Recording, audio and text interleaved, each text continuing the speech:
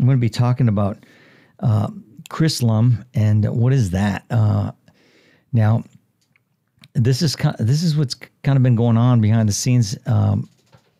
This was published on a couple days ago, September 17th. So, Chrislam confirmed, led by Pope Francis, leaders of the world's religions formally adopt human fraternity document at the 7th Congress. Now the article I'm looking at, it's not a Catholic source, but they pull information from other sources, the other things that you've heard of, like Breitbart and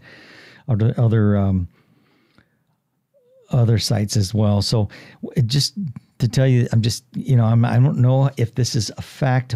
In fact, what the church is doing in terms of what their intentions are, but it's good that you should know about this. It's with the adoption this week by the 7th World Religious Congress of the Human Fraternity document created by Pope Francis and Mohammed bin Zayed. Chrislam, which is the combination of Christian and Islam, is now the official one world religion. Its official Chrislam has now been codified and ratified with the approval of the 7th Congress of Leaders of the World and Traditional Religions of the Human Fraternity document created by Pope Francis of the Vatican and financed and promoted by Mohammed bin Zayed of the United Arab Emirates. Question: guess who they forgot to invite to the festivities? The answer: Jesus Christ. His name appears nowhere and is never mentioned. So I wonder who the honored guest is then. May quote 1 Thessalonians 5:3, for when they shall say peace and safety, then sudden destruction cometh upon them as travail upon a woman with a child, as they shall not escape. Whether or not the Pope retires, as some are suggesting, or whether or not he will be the biblical Antichrist, I'm not saying that. This is what the article says. At this point, rather immaterial, because as you know now, put in place and set in motion the functional, political, religious, and financial framework on which the one world religion of Chrislam will operate.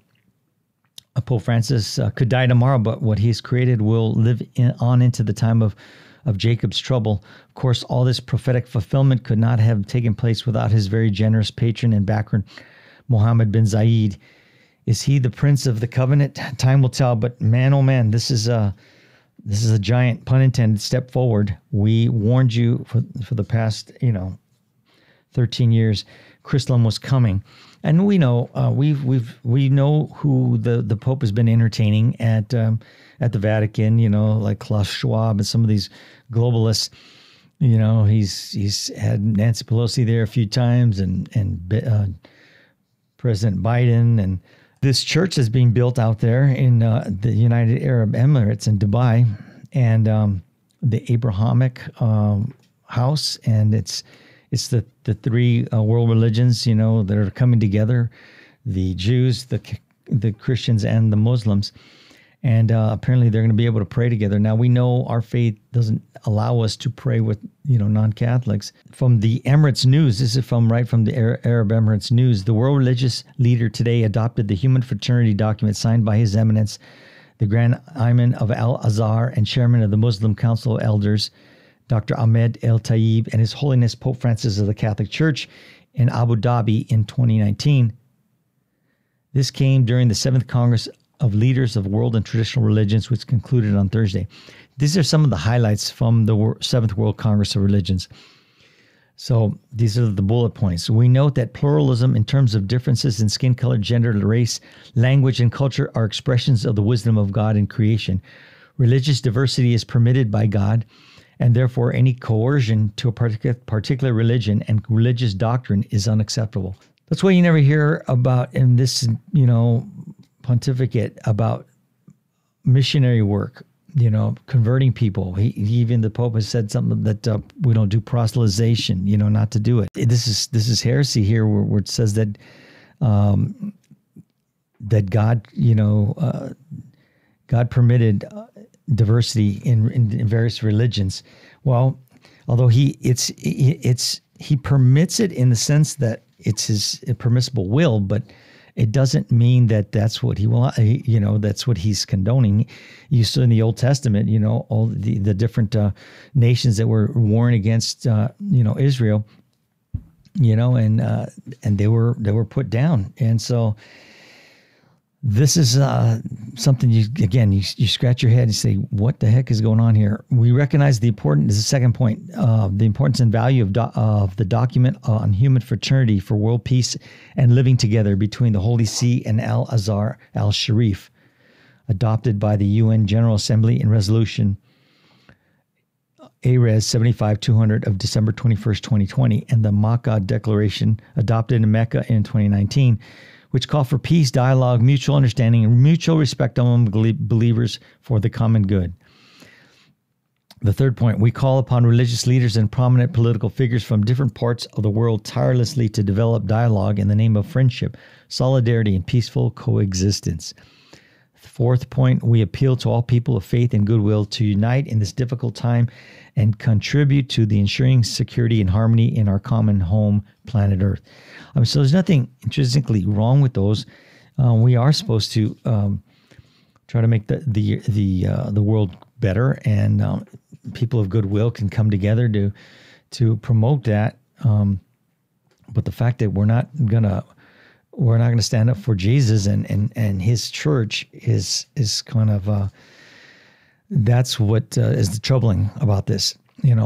We have the true faith, and yet we're coexisting with these other faiths and putting them on a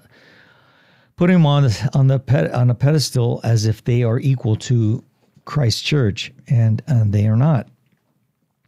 The closing statement of the Congress, which was attended by over 108 religious and world leaders, underscored the historical significance of the human fraternity document, stressing that it helps promote peace, dialogue, and mutual respect among people. The leaders of the world and traditional religions in the spiritual and social development of human civilization in the post-pandemic period. The event saw the participation just various people like the president of Kazakhstan and Dr. Ahmed El Tayyib and Pope Francis. The Pope, the Vicar of Christ, he gave his entire speech on interreligious dialogue. He never mentioned the name of Jesus, not one time. This is one of the many reasons why the fundamentalists, they attack Catholics, saying that it's counterfeit Christianity, and of course that's not the case. But when you see things like this, then they puts us on the defensive. So you got to know your faith and know that our faith doesn't.